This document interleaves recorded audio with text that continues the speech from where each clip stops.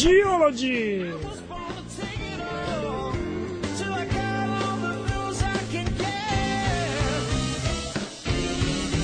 And Geology, this is Mini Geology, the weekly radio show at KPFT HD2 channel. This is Daniel Minizini, your inquisitive geologist from Houston, Texas. Welcome everybody on board. These are the radio waves of the community radio KPFT. We are going to have in here with us today the president of the Geological Society of America, founded in 1888. This is a scientific society with around 25,000 members from academia, government, industry, and the members, they are from about 100 countries, even though like more than 90% they are in North America. The Geological Society of America mission is to advance geoscience research and discovery, to service society, stewardship of Earth, and the geosciences profession. So with us today we have, as I said, the president of the Geological Society of America, Robbie Gries. Welcome to the show, Robbie.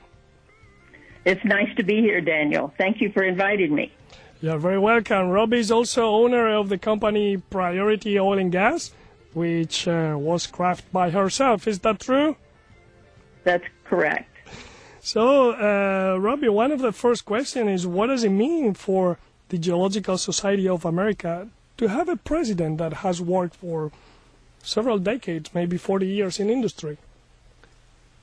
Well, I think the GSA, as we'll call it for short, likes to have in the management, in the executive committee, representatives from industry, from academia, from government. It's a very broad-based organization and very inclusive. And so this is just part of their mission, is to have a variety of people, careers represented in the governance of the organization. Why did you want to become president of the GSA? I think that what appealed to me was continuing work that I had done with the GSA in the past when I was treasurer a few years ago. And I felt that I could help other people in energy play a larger role in the organization. And the Energy Geology division of GSA has been for decades primarily around coal geology.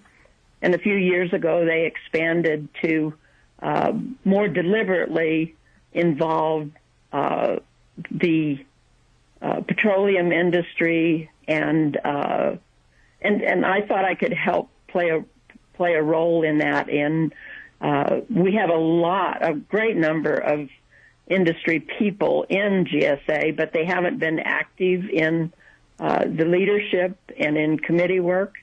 So I felt like I could encourage them to do that. Was it well received, this wish you had? Oh, yes. Yes, it was welcomed, and in fact, I would guess that was one of the reasons I was asked to run for president. What do you need to become president of one of the most important geological societies of the world? What do you need to become that? Yes. I think you have to have a desire to really work and participate to make the organization better.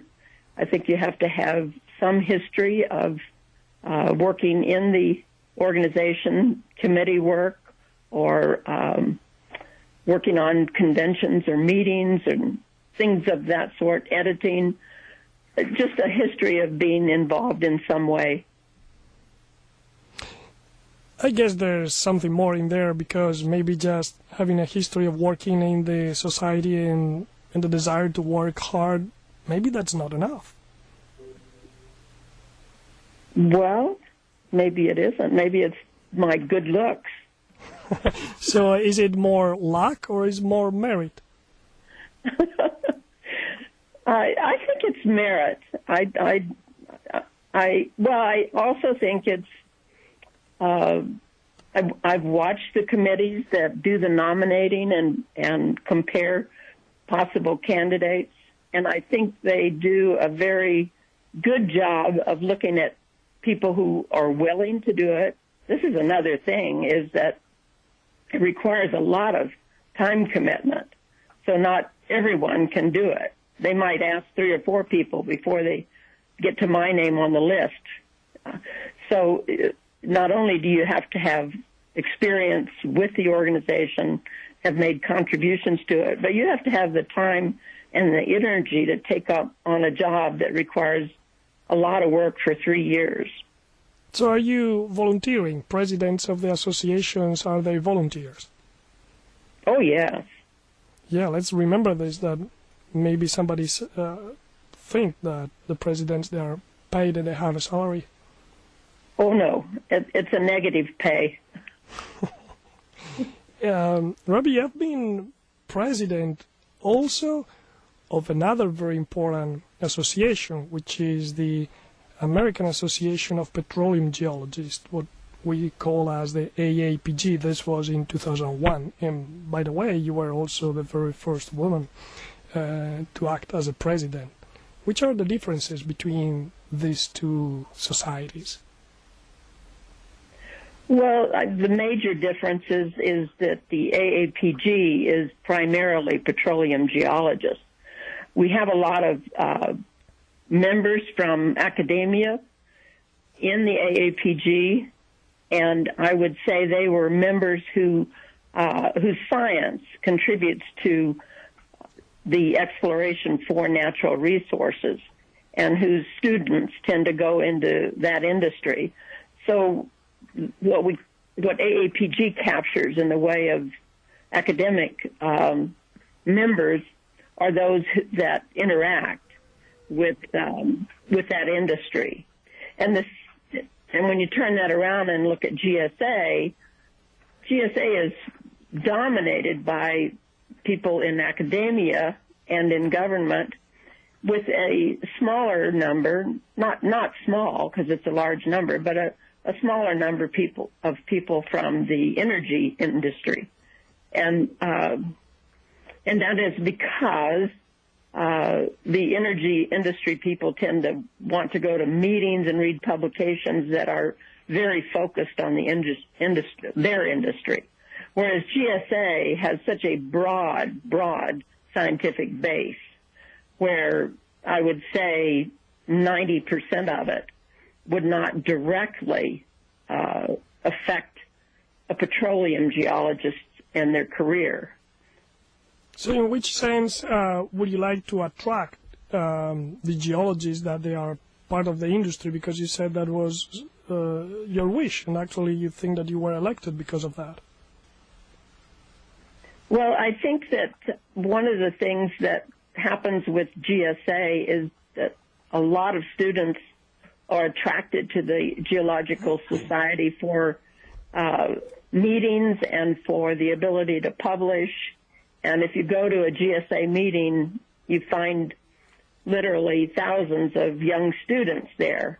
And I feel that the energy industry, could play a bigger role in mentoring these students and in meeting them and giving talks at the GSA that show students what a career in earth sciences, in exploration geology, what a career is like and what that has to offer.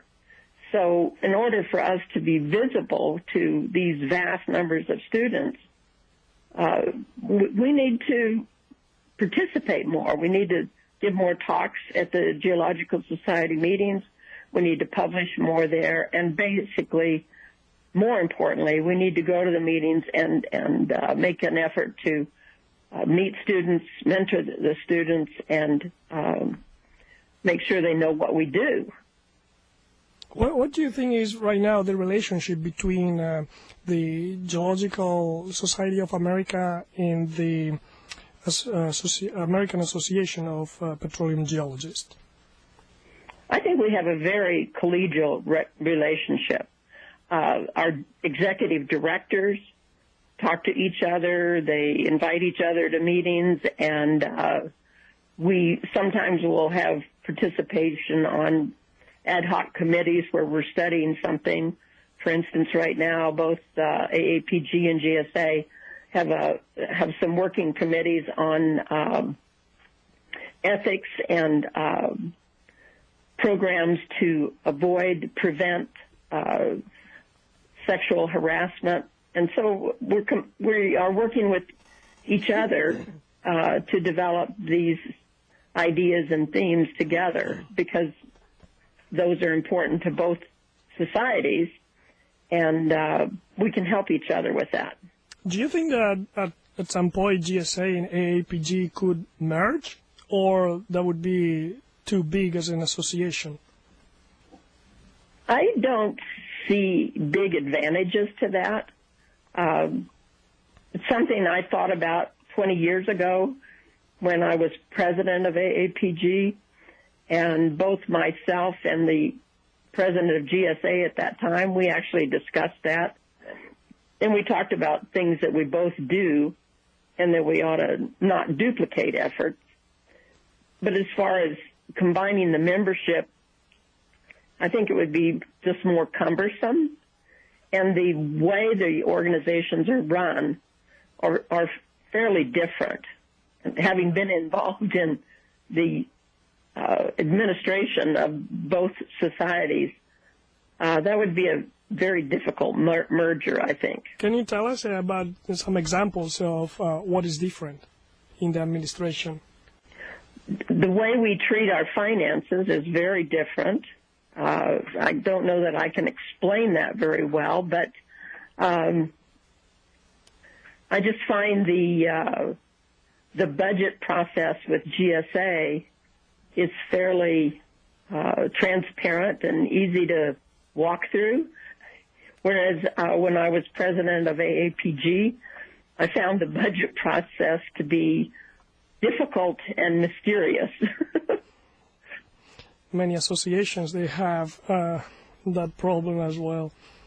I understand. So, so not lumping, but rather splitting. Maybe associations, they should also be a little bit smaller and get in touch with the territory.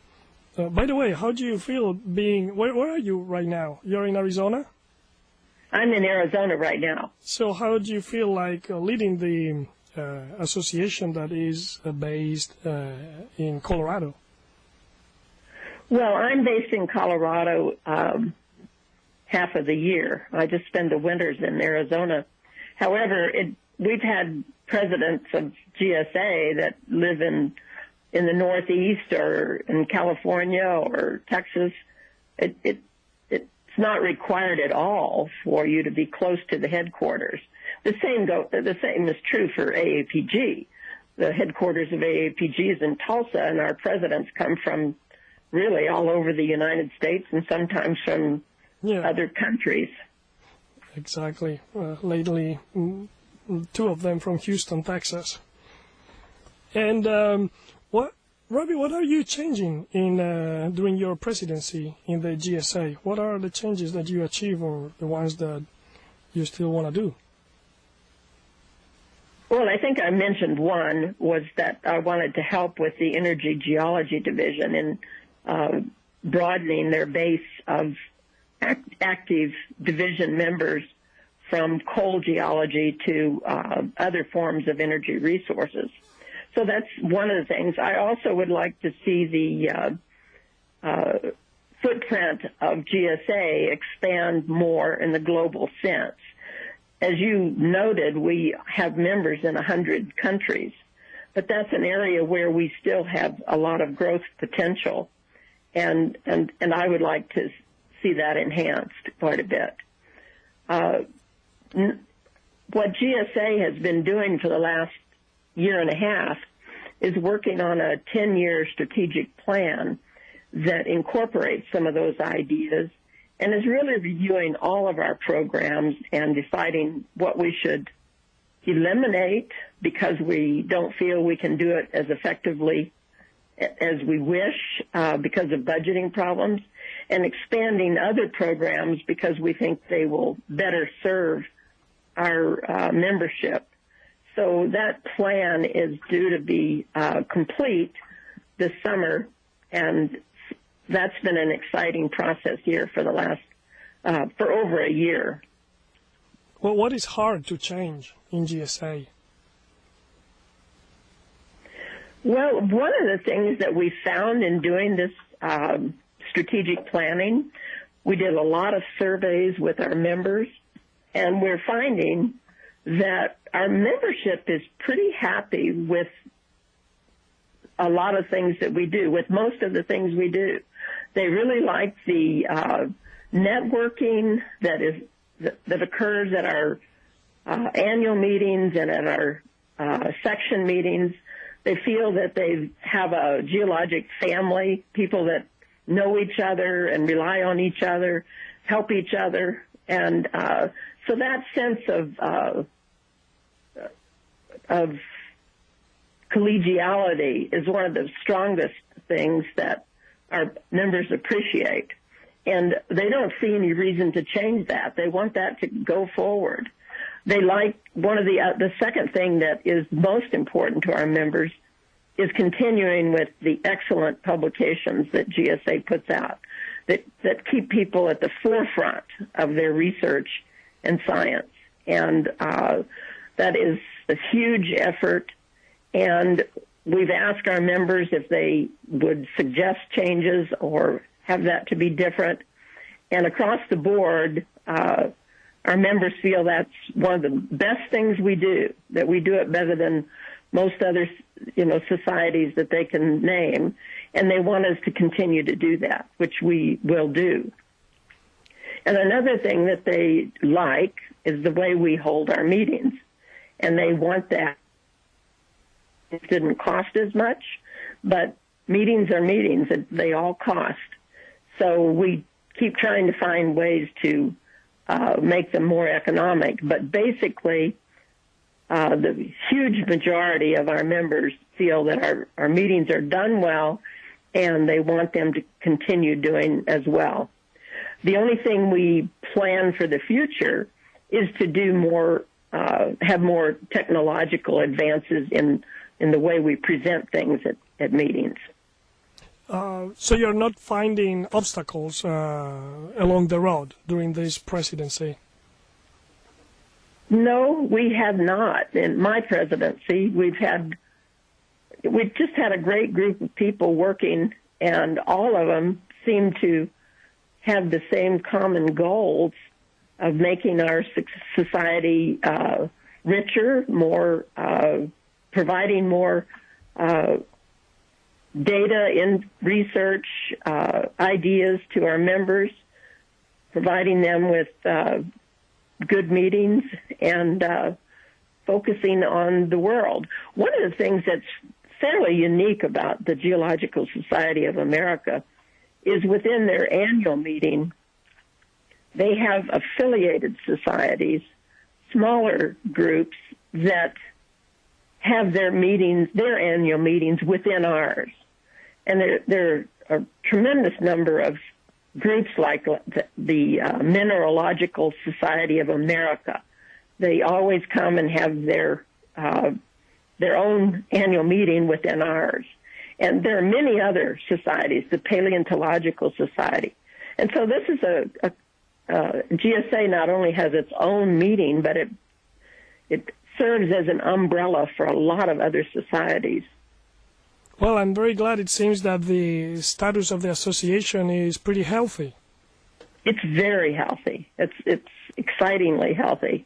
I would like to go a little bit deeper, touching on these 2 points, kind of the 2 goals that you mentioned. One is involving energy resource people, and the other one increasing the international membership.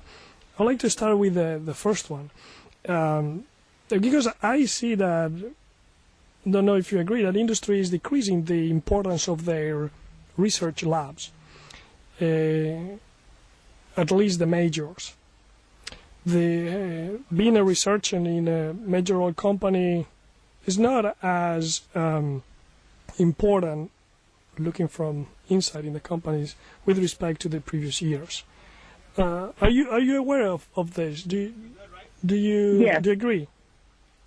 I agree. Where most large companies had a good research lab affiliated with it for decades, that has been changing over the last 20 years, maybe 30.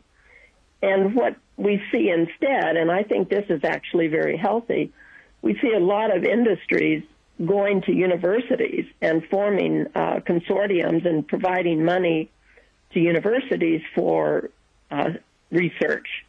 And this way, professors and students alike are funded for research in the energy arena, and also, for instance, in the hydrogeology arena. So I think this kind of funding, instead of having it within the house of Shell or ExxonMobil or one of these other companies, to have it within a university and spread that around to many different universities. It can be at the University of Arizona, it could be at Stanford, it could be at UT Austin, it can be at MIT. But having industry put money into research in these various schools, I think forms a very good relationship between academia and industry, and it gives opportunities for students to do this research and be funded. So what is the position of GSA on this topic? Is GSA supporting a further and deeper collaboration between academia and industry? I don't think that's a role of GSA organization. It is a phenomenon that occurs with many of the GSA members. So I don't see that GSA plays a big role in that. We just are aware of it and how beneficial it is to both sides. I also see that the academy depends on. Well, I see that academy receives funds from industry, and maybe academy depends on these industry funds, at least for some or part of its research. Don't you think that academy risk to depend too much on industry? I think if it was all dependent on industry, it would be high risk. But I think most academic environments have a wide variety of sources for funding, for NSF being one of the major ones, state geological surveys being another one, as we said, industry, some government agencies. I think it's healthy for universities to have a variety of research contributors, because especially in the resources, the tide changes with when prices are up or prices are down, how much they're going to be able to contribute. So, a healthy geology department is going to be funded many different ways. So it seems that the departments, they need to be more flexible now if they accept fundings from industry, because they, in a way, they have to follow the markets as well, as they are dependent on the industry and the industry depends on the market. It seems that there's a transfer of this flexibility. Oh, yes, but I think universities for decades and decades have understood that. And so this is one of the reasons that they do have a variety of resources for research funding, rather than just depending on NSF alone or industry alone or the state government alone. I think a healthy research institution will have that variety and will be aware of the market fluctuations that determine that. I see also some academics that they prefer to create a consortium rather than writing proposals to NSF, which it seems that there are like 10-15% chances of success in the heavy paperwork. Do you agree with that? Do you see that? I don't think I know those kinds of statistics. My experience comes from the two universities that I attended, which are Colorado State University and the University of Texas at Austin. And in my experience there, they I don't think they say, oh, I'm only going to do NSF or I'm only going to do industry because of one reason or another. I find most departments and most professors will try to address things in a variety of ways. In other words, I would have students go for NSF funding for a particular project, and others go for industry funding for a project, depending on the project, which one is more likely to be funded. And the students, they are in the middle of these relationships. How do you retain the very good researchers in the universities or the academia in general when industry is offering them higher salaries, maybe bigger data sets, etc.? You know, those are very unique questions for each unique personality. I think amongst the friends that I went to school with, those that were more attracted to teaching, even though they could make more money in industry, wanted to go in the field of academia for different reasons. They had a love of a certain type of research that would not be possible in industry and would only be possible in an academic setting. And so their love of their geology outweighed the salary by far. There are others that say, you know, I don't like the way that industry people have to flow with the prices and get laid off and find another job and so on, depending on the price of oil and gas. And it takes a certain personality that is able to weather those kinds of storms and changes in the economics of petroleum exploration. And not everybody wants that uncertainty or can deal with that uncertainty. And it's not easy. So the person who's going into industry has to be aware of that.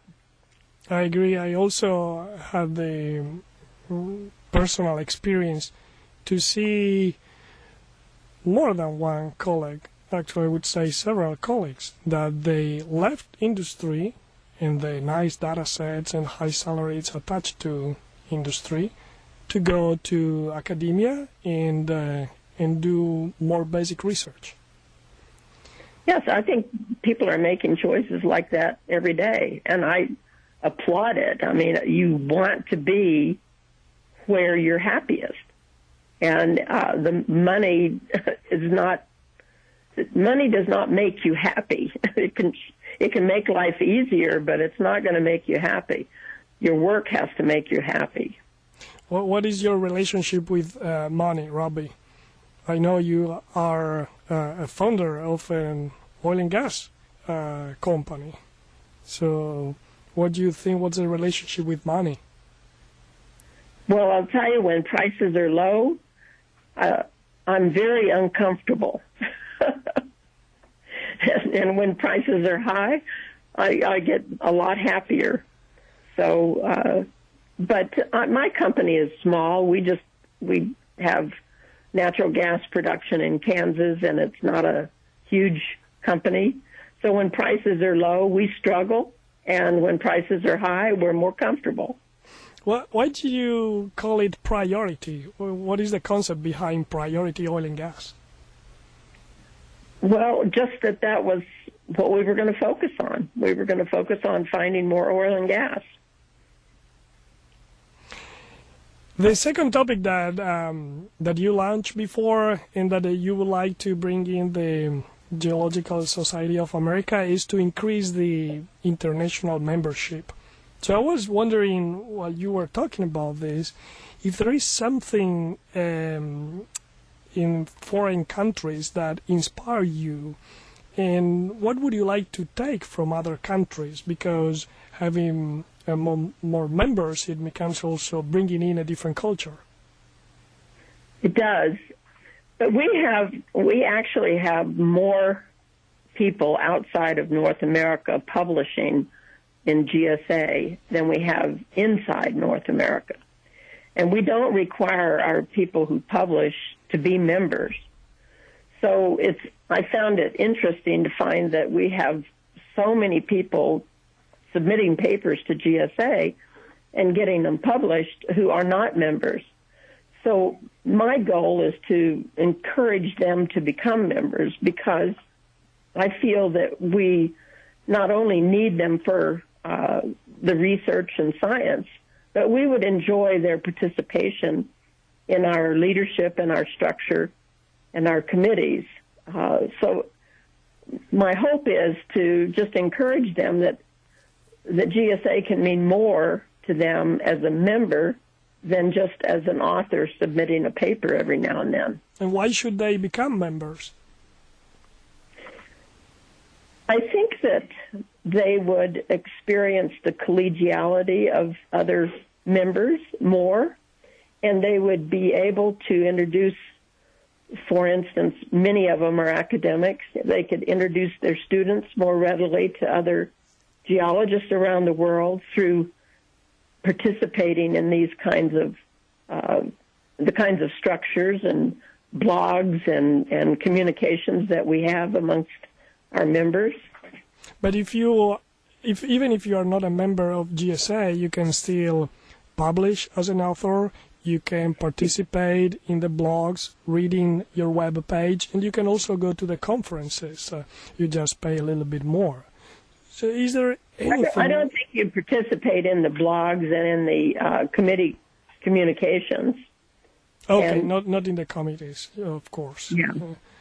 Well, and not in the blogs that are around specific subjects within GSA. They might have an outside blog, but no, I just think that that fellowship that develops has been very important to the members we have in North America, and I think that can grow and be better for people outside of North America. Do you have? Are you in touch with some of these international members, the ones that they're already part of the association?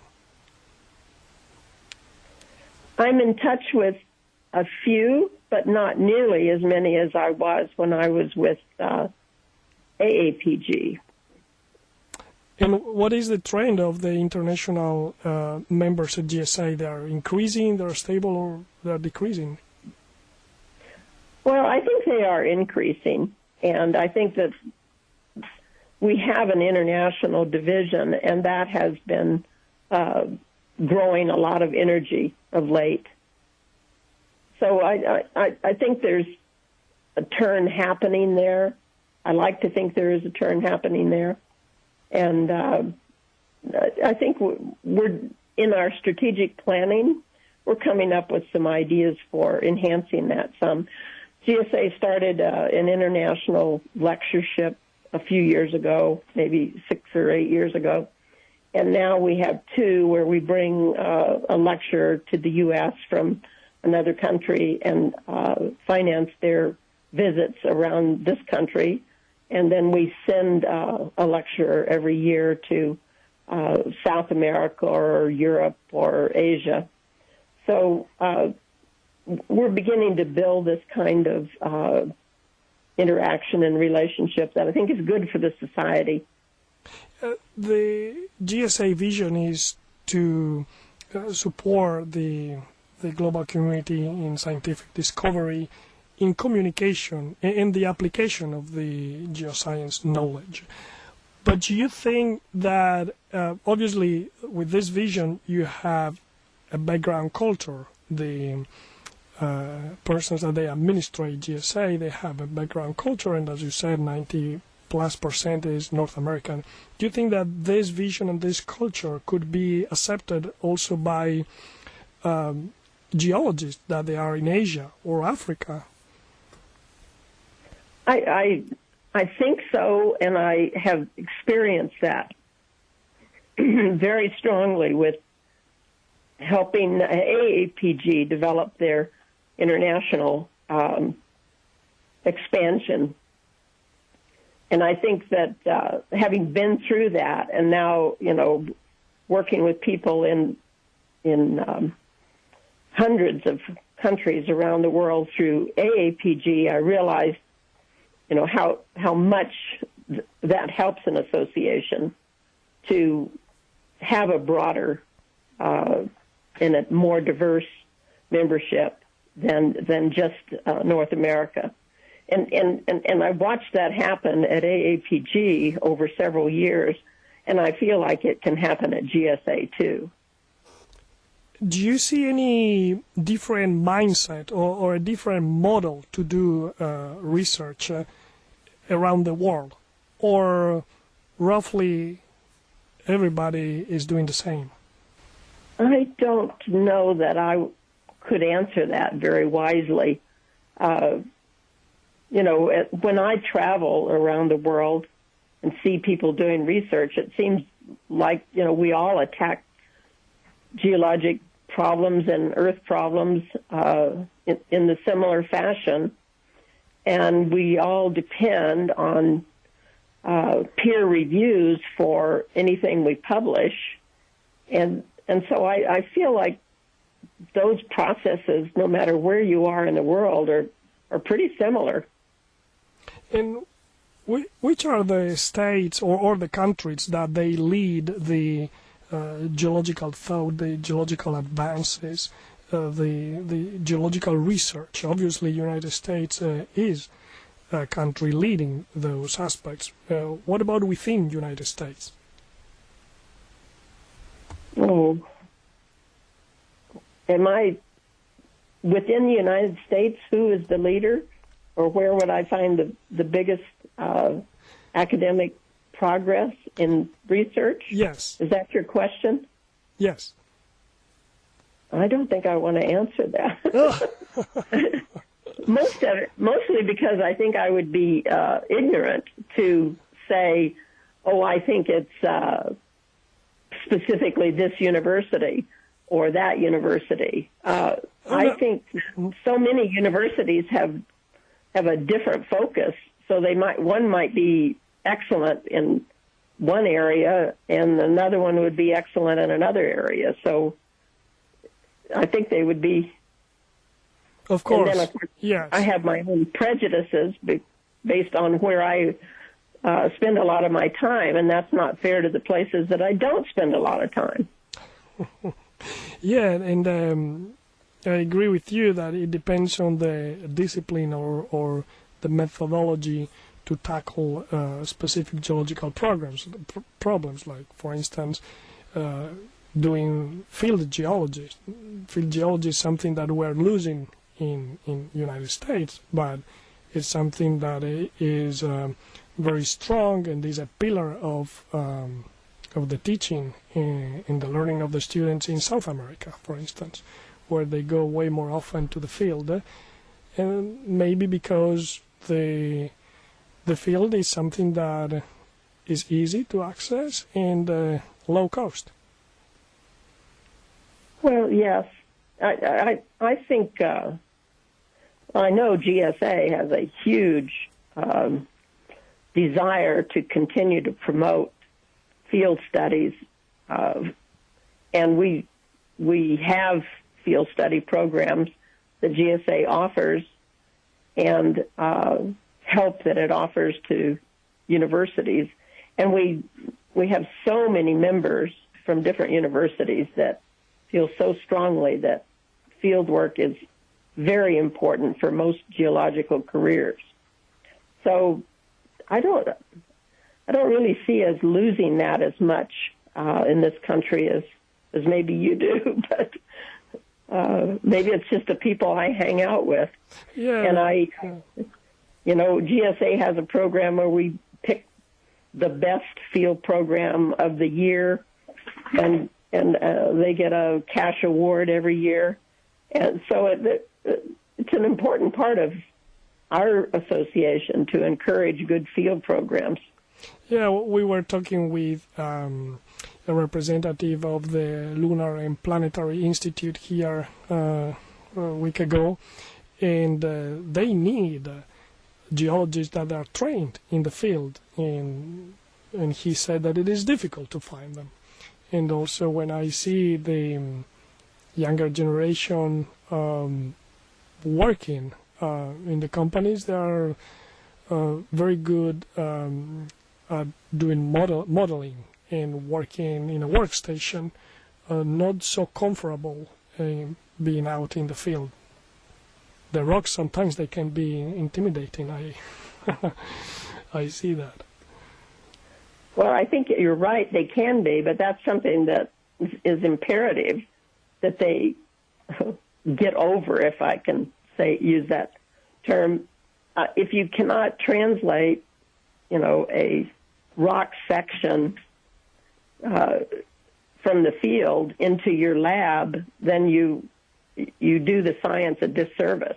You have to be able to look at the scale of things out in the real world, and then and be able to envision that on your screen. If you do not ever see it, and you can't place it on your screen on a seismic section or something of that sort, and that's one thing we've found with field trips. When you take someone out into the field that has never seen this whole section of, carboniferous rocks, in an outcrop, but they've seen it on a seismic section, and then you take them out in the field and show them where that lies on their seismic section and the scale of things, and it always impresses people who haven't made that connection. And once they make that connection, then they know that they need to continue to make that connection. I'm glad you support the field geology. It's something that I think that we need to do more. And since we're talking about these perspectives on geology and the different methods and approaches, what do you think is the role of geologists today? What is the role of our profession? Well, I think it is very much the part of what we talk about as our vision in GSA. I think the role of the geologist is to basically uncover the truths of earth science and uncover, what the earth is and how it functions, and then we need to communicate that to our community, and we need to use good data and good resources to communicate with government and communicate with your neighbors and all that, the importance of geology in our resources.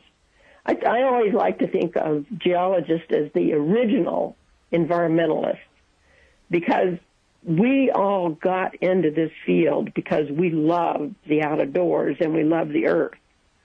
And we don't want it harmed. We don't want it, we want it to be there for the future. And I think our core belief is this strong respect for nature, the environment, the rocks, the resources, and what we do with them, and for society, to serve society. But it has to be conjoined always with stewardship. And I think the geologist is the perfect person to try to communicate that to the world, that yes, we have resources, but we don't just study the rocks to just because we think it's an interesting exercise. We want to understand it, and we want to use that knowledge for the benefit of society. In that, I understand that geologists, they should continue studying the earth. But For instance, talking about climate change, the geologists or geoscientists at large, they know more about this topic than any other group. So what role should geologists have in society at large? So just informer or researchers, or they should also be activists or maybe politicians? I think they should be all three or all four of those because, and this weekend I'm going to Washington, D.C., where I'll be interviewing 5 young PhDs in geology who want to serve in our Congress as an intern to help shape policy using real data and facts. And GSA supports an intern every year and has for decades within Congress. And it is so impressive. I read 16 resumes from PhDs this year, and I read another 16 last year, and every year for me to realize that there's so many young geologists with PhDs, and they could be going on into their career, and instead they want to spend a year as an intern working with government trying to provide good science and facts and data to people in Congress making policy decisions. It is really exciting to see that we have so many young people wanting to do this. Is it difficult to communicate geology to the non-geologists that they are there in Washington, D.C.? Well, the people that we have wanting to do this have track records where they have been doing this during their studies. They have been communicating with different groups, and that's one of the things that we use as a criterion for picking the fellowship that we're going to give out this year, is their ability to communicate to the non-scientists. And these kids are amazing. They just knock your socks off. And we have a lot of them that are so dedicated and want to do this. And many of them at this stage in their lives, in their 20s still, want to do this for the rest of their career. They want to serve society using geology as a basis. I'm glad that we have good people that represent our profession in Washington, D.C., and they have skills in communicating. I personally think that we, in general, geologists, average geologists, we don't have that skill so well developed, the skill of communicating. So is there anything that we could do maybe through the GSA to improve the communication of the general geologist to society or to non-geologists? I think we do have classes about doing that. And I think even in companies, for instance, part of your rigor within a large company is to learn to present better. And it wasn't done formally when I was a young geologist, but my bosses put us through a lot of rigor about learning to make presentations and make it clear and concise and not too boring. So I think we do that. I agree with you that we could do more of it and do it better. But in the geo careers work that GSA does, that's part of what we offer to students. Let's talk about geology as a discipline. And do you see all the sub-disciplines from the height of your position as a president of the Geological Society of America? From your position, where do you think that geology is evolving toward? Oh, goodness. Where do I think it's evolving? I just think that we dig deeper and deeper into each facet of our profession of earth science or even universal science. I'm not sure exactly what you're asking, but I was thinking about if geologists, now that, for instance, industry is switching the kind of source that we need for energy, they are going towards another discipline. Maybe planetary science is becoming more important, or maybe mining coming back for the need of rare earth elements, the environment, because most of the cities, they are close to the coasts and the sea level are changing. So I was wondering if from your position you see that some of the subgroups of the GSA, they are kind of avant-garde, that are moving towards one direction. For instance, maybe creating a platoon of geologists that they go into Congress, and the things that you mentioned, they are maybe already something new, where the geologists, they can go to Congress. Today we communicate with them, and tomorrow we will be sitting there in the Congress. No, we do that, actually. Next Monday, we'll be taking our position papers to visit various congressional offices. And you mentioned the rare earths, and GSA has, a position paper on rare earths. So we take that one. We take our position paper on climate change. We take our position paper on water resources.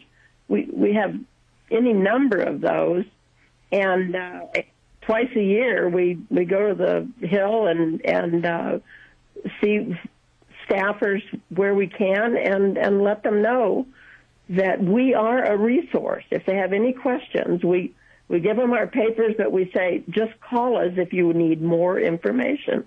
We have a very active group in GSA that spends a lot of time, volunteer time, doing congressional work. And we all thank you and all those that they are volunteering there. I remember I was there in September last year visiting some of the congressmen and senators, and it was an exceptional experience. I remember at that time in September was organized by the American Geosciences Institute. And AGI, yes. Uh-huh. Yes, and I think it was a great experience also to understand personally how much the people in Washington, D.C. know or do not know firsthand. And Robbie, what are the career outlooks for geologists? Maybe students that are listening and they would like to know from your perspective, what would you suggest them? Well, the top of the suggestion is, as they study geology and do their research, to follow their interests. I mean, you're going to spend the rest of your life doing this, so be sure you're doing something that you regard as fun and worthwhile. And that being said, there's so many careers around the earth sciences. I think that students they need to come to meetings, and they need to broaden, they need to know what all the choices are so that they can be titillated by some facet of geology that maybe they didn't even realize existed.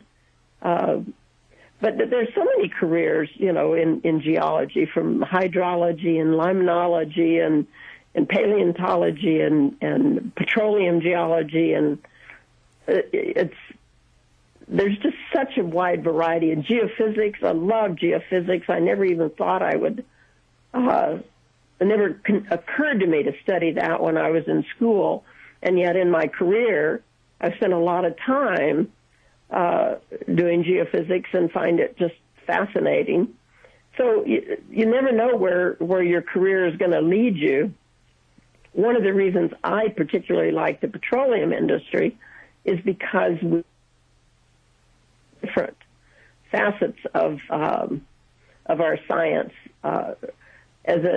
As an explorationist, I had to learn in one project I was on all about volcanic layers and different types of volcanic rocks, and understand how to identify them because that's what we were drilling. And you don't expect a petroleum geologist to have to learn a lot about volcanics. And other projects, I've had to learn a lot about the magnetics and the magnetic fields and interpreting magnetic data, which I never dreamed that I would be doing that. And all of a sudden I'm in a project where suddenly I have to learn a lot about that. And I get enamored with how fun it was. And nothing was more fun to me than taking my regular basin geology and then having seismic lines cross it and be able to interpret and do more. So there's just so many different facets. Geochemistry was another area where in school, I never took a geochemistry class. And yet in business, in my industry, suddenly I was needing to know this and had to learn about it. So in some careers, like mine, every new project brings a whole new scope of things that you have to learn. So I've been through so many transitions and so many times when I was required to learn something new, and that, as anybody knows, that's exciting. That's what keeps you, vigorous about your career is when you're always facing some new aspect of it and some new science. Thank you, Robbie, so much. It has been so healthy to listen to you directly, the president of the Geological Society of America, talking highly about her own society, our own society, and understanding that the society is in good shape and that we have positive goals and we need to include more people around the world to grow together even more. If you want to shout out, you can go forward, and the radio waves, they are yours, like ever. All right. Well, thank you, Daniel. I appreciated talking to you, and we didn't even get to talk about my favorite new project. I forgot about it. And we didn't even talk about you writing a very important book, The Pioneering Women in Petroleum Geology, 1917-2017. Yes, well, that's still my new project. I'm now trying to write a TV series on it. So anyway, the book is out there, and it's available in Houston through Jim Tucker and on Amazon, too. Very good. Well, we are always here. You are always welcome, and we can dedicate a program ad hoc in order to talk about TV series, because I think that this is part of the communication that we were talking about. Maybe we have to make things very easy and simple in order to communicate with the non-geologists. I have all kinds of ideas about that. All right. Well, so let's postpone to a second part of this interview to be decided when. You're always going to be welcome. This was Daniel Minizini, your inquisitive geologist with Mini Geology. You can listen to this interview with the Geological Society of America and the president of GSA, Robbie Gries, at minigeology.com. You can write me at minigeology@gmail.com and throw ideas about who to interview and which topics to talk about. Thank you very much, Robbie. Thank you indeed. Thank you, too. Bye. Bye.